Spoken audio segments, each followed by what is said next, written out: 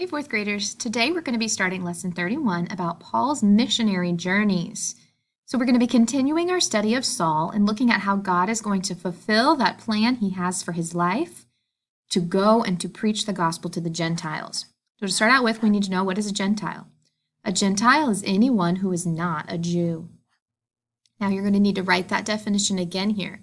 Write the meaning of the word Gentile and tell what people Saul was going to preach to. He was going to preach to the people who were not Jews.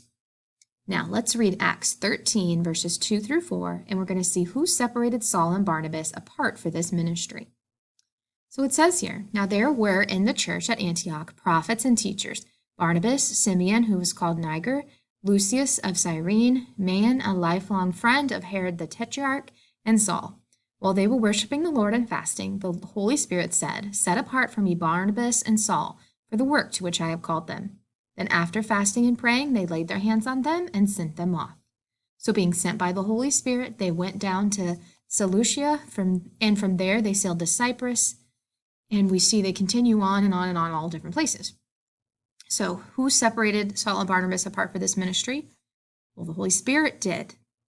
And to what was Saul's name changed at the beginning of his ministry? Well, let's take a peek at verse 9, but I think you probably already know this. Verse 9, but Saul, who was also called Paul, filled with the Holy Spirit, looked intently at him. Saul equals Paul. So from this point on, we're going to be referring to him as Paul. Now, we're going to be looking up some different verses, and we're going to figure out what is the place, and then what happened at this place. So in Acts 13, verse 1, now there were in the church at Antioch prophets and teachers. So where are they at? They're at a city called Antioch. And this is where Paul begins his journey. This is where his missionary journey starts. And then he's going to go to all the different places and preach the gospel. Okay. Then in verse 5, let's see where they are. When they arrived at Salamis, they proclaimed the word of God in the synagogues. So here, where are they?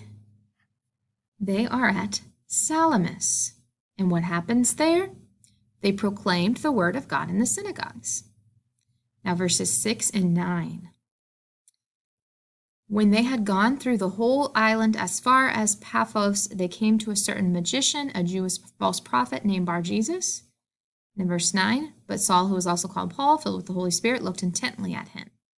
So here we are at Paphos, and Saul's name was changed to Paul.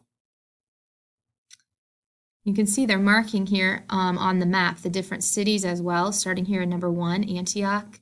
Then he moved down here to Salamis, preached in the synagogues, down here to Paphos, where he had his name changed to Paul. So they're starting out here way north of Israel, headed out into the Mediterranean Sea to the Cyprus island. And then we can see numbers 4, 5, and 6, they're going to head up here to the Asia Minor, which is where modern-day Turkey, the country of Turkey, is located. So number 4, we're looking at verses 14 and verse 50. Let's see, verse 14 will tell us. But then they went on from Perga and came to Antioch in Pisidia, and on the Sabbath day they went into the synagogue and sat down. So here they're at Pisidia and Antioch, and what happened here? They were eventually expelled. They were kicked out of the city. Now in chapter 14, verse 1, here's verse 50 where it says they were kicked out. But the Jew incited the devout women of high standing and the leading men of the city, stirred up persecution against Paul and Barnabas, and drove them out of their district. Now in chapter 14, verse 1, now at Iconium they entered together into the Jewish synagogue and spoke in such a way that a great number of both Jews and Greeks believed. So we can see, where are they now? They are at Iconium. And many Jews and Gentiles believed. Many of them put their faith in Christ.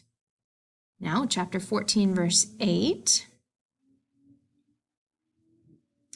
Now at Lystra there was a man sitting who could not use his feet. He was crippled from birth and had never walked.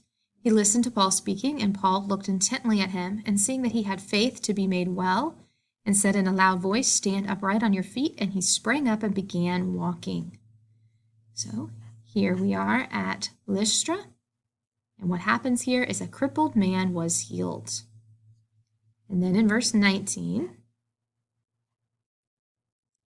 But Jews came from Antioch and Iconium, and having persuaded the crowds, they stoned Paul and dragged him out of the city, supposing that he was dead. So here at Lystra, Paul was stoned. They tried to kill him, but they did not succeed because God's not done with him yet. Okay, so fill in the rest of these cities here, Numbers 4, 5, and 6. We've got Antioch, Iconium, and Lystra.